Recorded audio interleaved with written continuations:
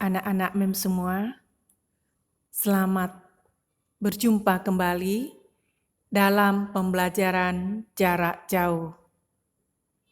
Nah, anak-anak, sebelum pembelajaran hari ini, seperti biasa, kita harus berdoa terlebih dahulu, lalu isi absen mata pelajaran lewat WA nanti, lalu siapkan buku gambar untuk tugas nanti. Dan anak-anak MEM, kita masuk pada pembelajaran bab 2. Ini pertemuan yang ke-9 PKN, Kamis 1 Oktober 2020. Bab 2 tentang pembukaan Undang-Undang Dasar 1945. Nah, yang mengikuti remedial, maka nanti linknya akan kirimkan masing-masing kepada yang remedial.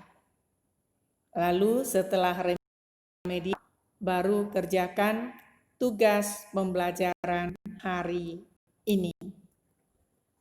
Nah, anak-anak, untuk pembelajaran hari ini, bab 2, tujuannya adalah setelah pembelajaran ini diharapkan anak-anak mampu yang pertama menunjukkan rasa syukur terhadap Tuhan Yang Maha Esa sebagai wujud dari makna pokok-pokok pikiran dalam pembukaan UUD 1945.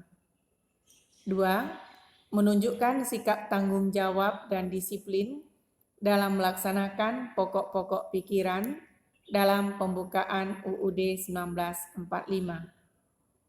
3. Menjelaskan makna alinea pembukaan UUD 1945. 4. Menjelaskan pokok pikiran pembukaan UUD 1945. 5. Menampilkan sikap positif terhadap pembukaan UUD 1945. 6.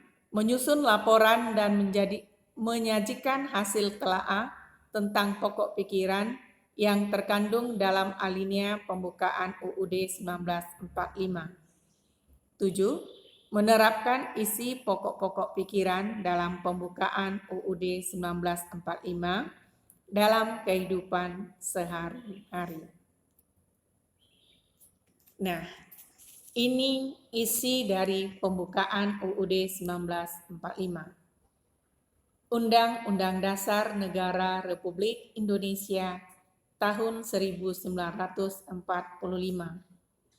Pembukaan. Bahwa sesungguhnya kemerdekaan itu ialah hak segala bangsa. Dan oleh sebab itu, maka penjajahan di atas dunia harus dihapuskan karena tidak sesuai dengan peri kemanusiaan dan peri keadilan. Dan perjuangan pergerakan kemerdekaan Indonesia telah sampailah kepada saat yang berbahagia dengan selamat sentosa mengantarkan rakyat Indonesia ke depan pintu gerbang kemerdekaan negara Indonesia yang merdeka, bersatu, berdaulat, adil, dan makmur. Atas berkat rahmat Allah yang Maha Kuasa dan dengan didorongkan oleh keinginan luhur supaya berkehidupan kebangsaan yang bebas, maka rakyat Indonesia menyatakan dengan ini kemerdekaannya. Kemudian daripada itu, untuk membentuk suatu pemerintah negara Indonesia yang melindungi segenap bangsa Indonesia dan seluruh tumpah darah Indonesia dan untuk memajukan kesejahteraan umum, mencerdaskan kehidupan bangsa, dan ikut melaksanakan ketertiban dunia yang berdasarkan kemerdekaan, perdamaian abadi, dan keadilan sosial.